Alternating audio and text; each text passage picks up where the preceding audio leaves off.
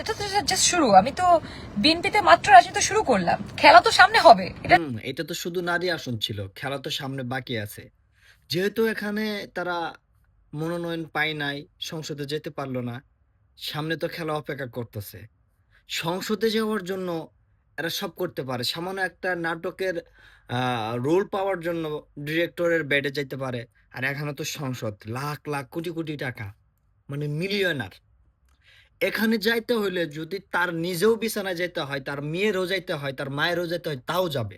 কিন্তু এদের লক্ষ্য একটাই, এরা সংসদে যাবে, এরা এমপি হবে। এদের এটা হতেই হবে। এদের শরীরের থেকে, ইজ্জতের থেকে, সম্মানের থেকে পাওয়ারের অনেক দাম। এই মাগিরা হয়তো ভুলে গেছে গা, বিগত শেখ হাসিনার আমলে ফেরদৌস, সাকিব আল হাসান এদের কি পরিণত হয়েছিল।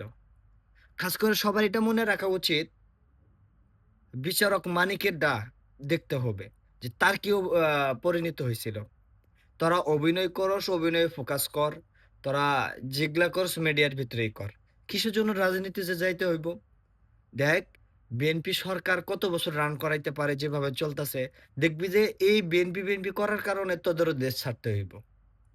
শালা খাটকা বানা না রে কি আর সমাজের মর্যাদা বুঝবো?